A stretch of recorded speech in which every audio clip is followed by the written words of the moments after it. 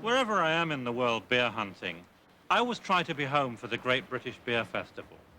I've been to almost every one since they started it a dozen years or so ago. I've judged at most of them. When it began, there was nothing like it anywhere else in the world. Now it's copied far and wide. But for me, the Great British Beer Festival is still something very special.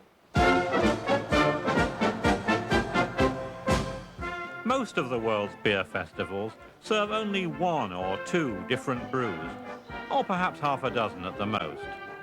This festival features well over 200 beers from all over Britain. That's the biggest selection at any beer festival anywhere. This is real ale, so called because it's still alive, still fighting back.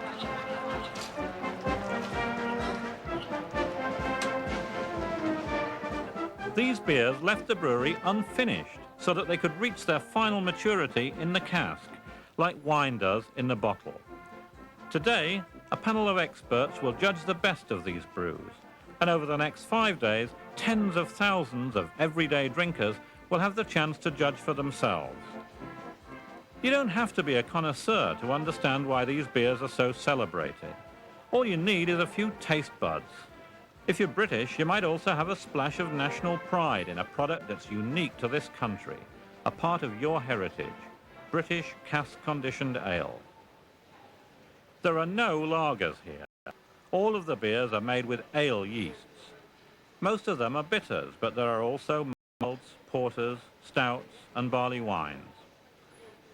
All the great brewing nations have their own styles of beer, and Britain's is ale. You can't go to a beer festival every day, but you can go to the pub.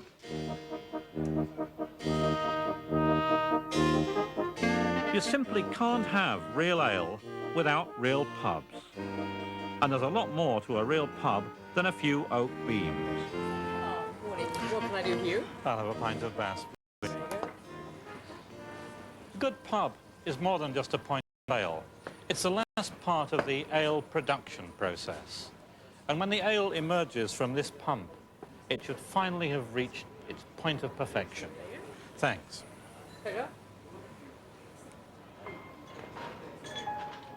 Few customers know exactly what wonders lurk beyond the bar in their local pub.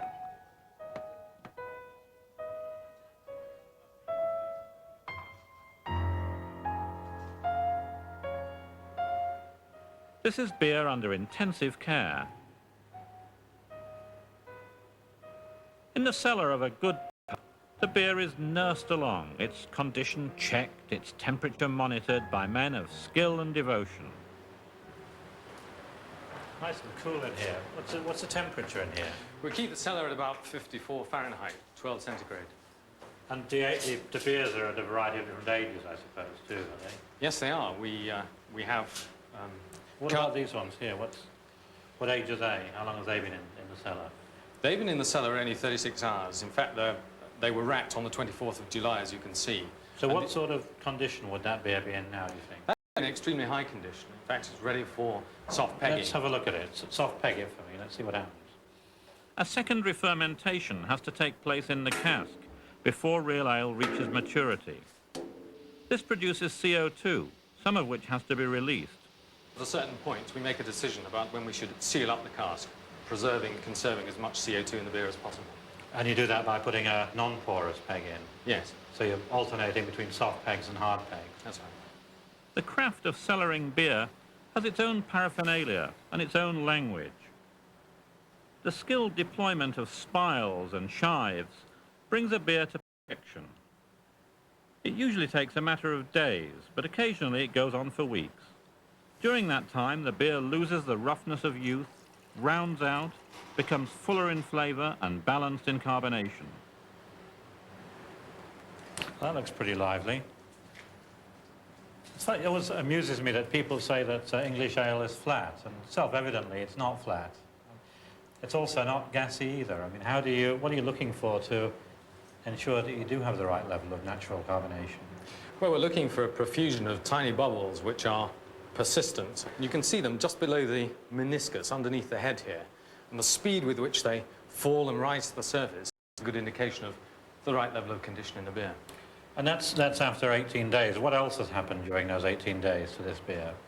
Well, some fairly complex flavour changes have taken place. Estery, fruity characters have developed. The hop character of the beer starts to come through more. The yeast has consumed residual sugars, turning them into higher alcohols and more CO2. So that's not, when you say higher alcohols, you don't mean that the beer's becoming measurably stronger. You mean different of alcohols with different taste complexes in them. That's right, adding to the complexity of the flavour of the beer. It's a very complex beer, Draft Bass, of course. I think one of the most complex of English ales. Yes, I agree.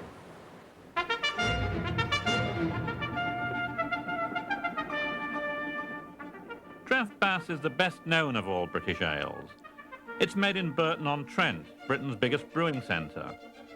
But there are scores of other breweries up and down the country, other centres of excellence.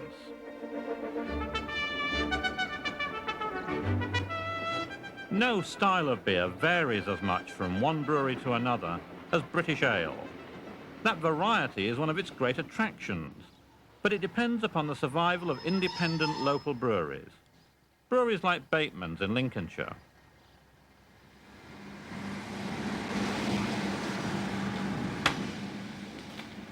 Bateman's Brewery is the heart of the village of Wainfleet. It's been a family-run business ever since it was established in 1874, and it's the biggest local employer.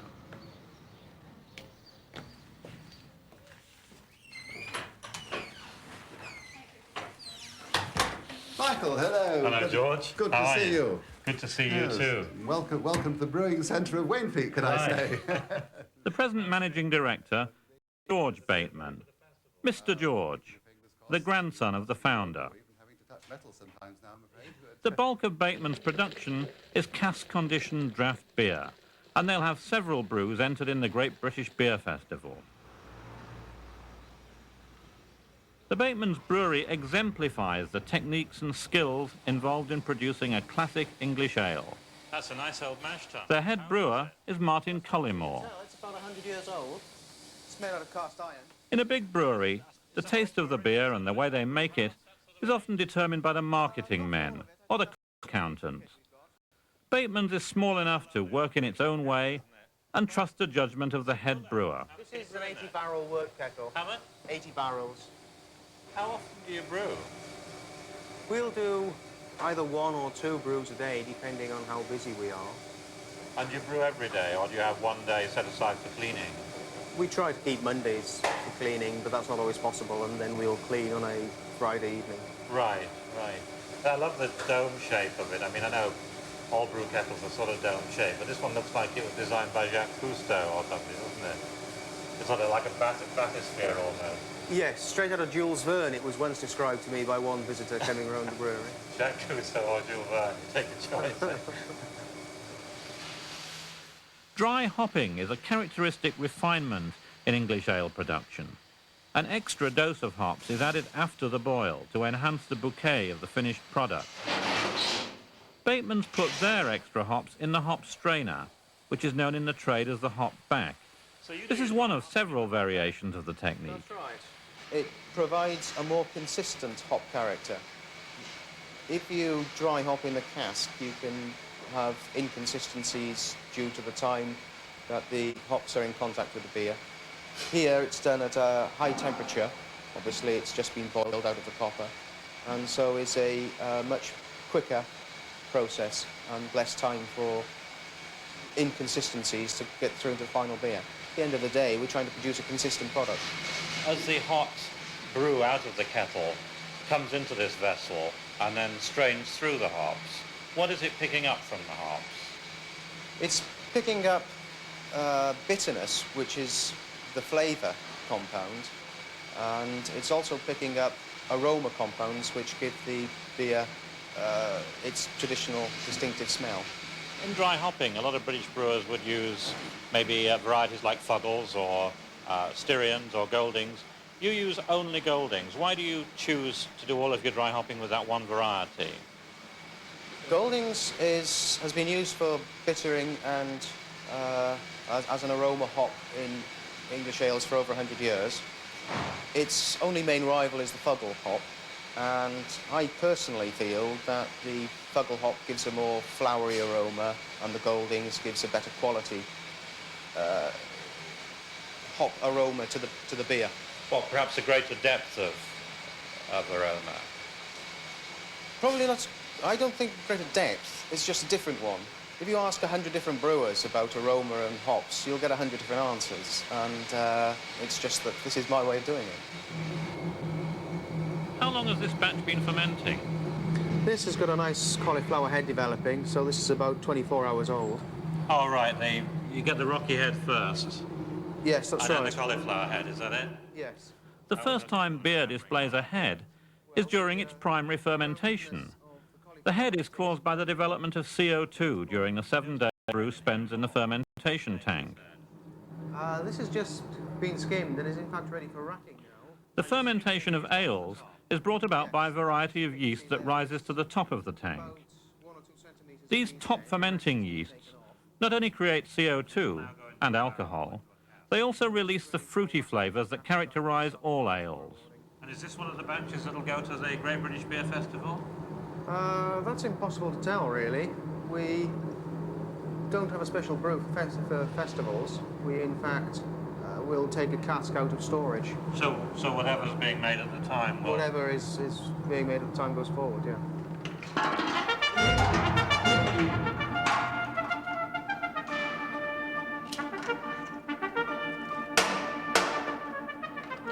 It's at this stage in the production of many beers that the process of maturation is halted, the ale's energy shut down by filtration and pasteurization.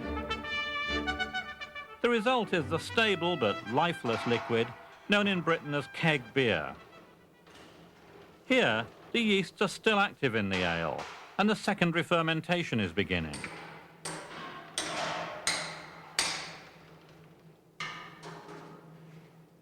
To precipitate the yeast and clarify the beer, no better agent has yet been found than a solution containing the swim bladder of certain tropical fish, called finings. And it's just one more quirky dimension to the art of making real ale. It's the last stage before the beer is sent out into the real world.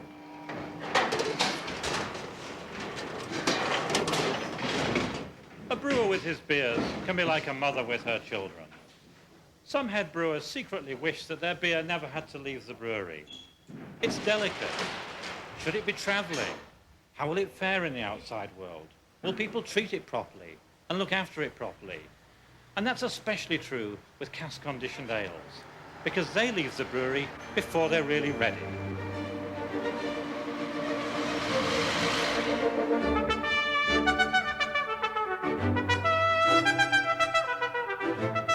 However idyllic it may seem, the running of an independent brewery is as fraught with risk as any commercial enterprise.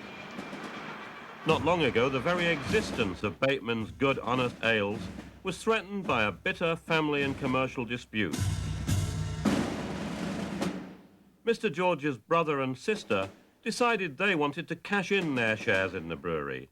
They put them on the market, making the brewery vulnerable to takeover by the big fish of the brewing world.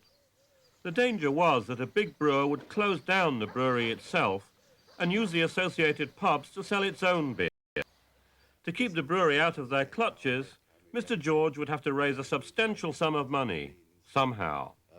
It seemed nearly impossible, and then an occasion came, right, that's it is impossible. And then the following morning, I said, but I've had another idea. And I was known as Mr. Arbutt for quite a time. I read every book there was on what's called leveraged by Ivan Boesky, and then he went off to jail, so that didn't seem a very good idea. Any book I could read on business development and found one sentence, then rang up my lawyer and said, the so-and-so, can we do that? And no, it can't be done because of this and that. We used to have occasional meetings with the staff and put them in the picture as best we could. I would burst into tears in the middle. Pat would have to take over and carry on what I was meant to be saying. We had all sorts of schemes going on, not instigated by us at all, but there was a farmer near Boston who got together with a collection of people in the pub and had not just a petition, but a petition that they all signed that they would contribute so much apiece, not just take shares in the brewery, but just to hand over. We even had a card from an old age pensioner in Sheffield who said that, I'm an old age pensioner, I can't afford very much, but here is a £5 note, and I hope it'll help you to save the brewery. You know, that sort of made one cry. At the time, we thought it was quite natural that people from all over the country would write to us, you know. But sort of now looking back, to me, it seems even more incredible that from the variety of people that did so, it was just something that I suppose it touched a chord that a lot of people identified with. In the end, the Brewing Batemans triumphed and appropriately chose to mark the event by adding a proud new product to their range, Victory Ale.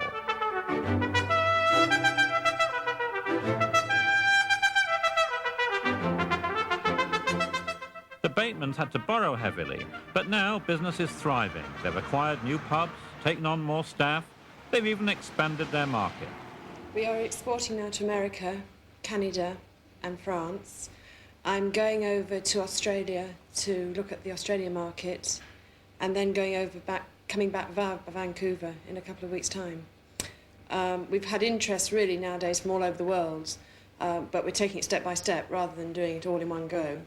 But there is definitely a market for us out there.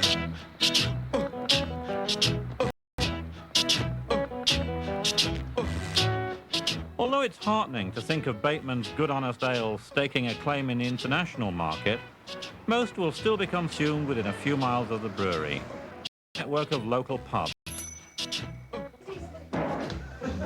How much is that going to cost me? 90 pence, please. Yes, I will.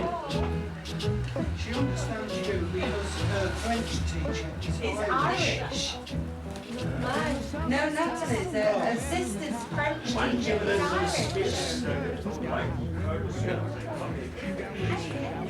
If real ale, good honest ale, is to thrive, that can't be just in trendy pubs in London. It's also got to be healthy at its grassroots. And for me, there's nowhere better to mix with a pint of sociable English bitter than in a good, unpretentious local pub like this one. What do most of your customers drink? Bitter or mild, usually. Because of it being a traditional ale, we use some more of the bitters and milds. Some ladies drink the lager and cider, but it's nearly always bitter. But I mean, this is pretty much a local pub, isn't it? It's not a special pub for drinking. No, it is a very much a local pub, and it is a man's pub more, you know, for drinking beer. We usually serve more men than we do ladies. It's just the way that they like to come in to relax and have a couple of beers and have a conversation. Now then, will that close? Do you have a tip for which one you think might do best out of the mild, the Treble X and the Victory? The mild is excellent at the moment. It really is an excellent pint at the moment. It should do very, very well.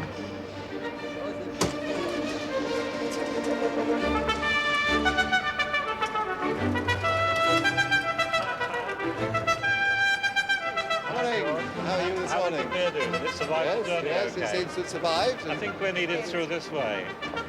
So, Beer and the carpet. Before the Great British Beer Festival is open to the public, the judges get down to the business of appraising the best ales in Britain. Separate panels assess the best mild, bitter, special bitter and strong ales. All the brews have been nominated by members of CAMRA, the Campaign for Real Ale. It is a mile. Yeah. It's a cheap meal. CAMRA is a consumerist group that exists specifically to defend and promote the tradition of cask-conditioned ale. Without its activities, it's unlikely that many of these ales would still exist. For half an hour or something, it'd be a nice drink to have. You know. CAMRA acts as a political lobby and produces its own annual guide. But its showpiece is this festival, held in a different city each year. So that's the same sign as they've had ever since the Ali Pali days. Looks very nice indeed. At the Leeds Festival, 3 of Bateman's ales have been nominated.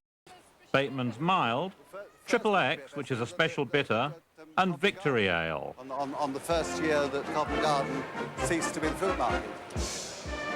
On behalf of the Campaign for Real Ale, could I extend to you a very cool but warm 56 degrees Fahrenheit welcome to the Great British Beer Festival of 1989. British draft beer is alive and well. Sales of draft beer are on the increase again. There is a wonderful galaxy of beers and news and taste.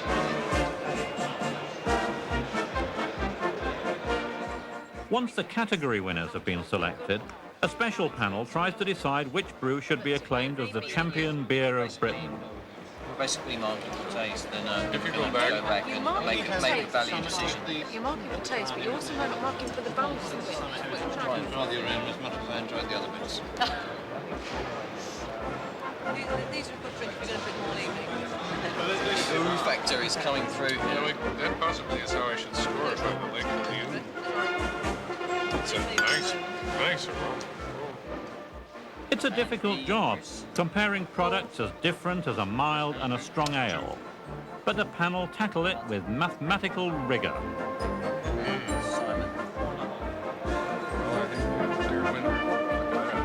AC, Chris. 3.5. In the category Standard Bitters, in third place, Golden Hill Exmoor Ale. In second place, Butcombe Bitter. In first place, winner of the Standard Bitter category, Fuller's Chiswick Bitter. What is coming on now? In third place, in the category Mild and Light Bitters, Bateman's Mild. Oh my goodness. Oh, well, there he is. In the Special Bitters category, in third place, Young Special. That's really good. In second place, Morehouse's Pendle Witch's Brew. And winner of the Special Bitter category, Bateman's Triple XP. The category winners were all outstanding beers. And on the day, a bitter from Fuller's, an independent brewery in London, was judged champion beer of Britain. Well, Michael, what do you think of that? At this level, there can be no ultimate best, especially among beers of different strengths and styles. Bateman's will be back next year, along with the other great ales of Britain. How were you feeling while you were waiting for the result to come through? I'm a jelly mess, to be honest with you. I'm an absolute jelly mess. It's just whenever I get worried, everything bursts out in sweat. Well, I hope you're having a beer now, anyway. I have to now. Yes. Well, cheers. Thank you, Michael. Very modest beer you've got there. See, you've drunk all of yours, Jack. This is an annual celebration of a living heritage. The great beer brewing nations should be as proud of their beers as the wine producing nations are of their wines. The beer world does have its champagnes and its burgundies, and in their individuality and their complexity, the real ales of Britain are the equal to the red wines of Bordeaux. I think I'll go and celebrate some more.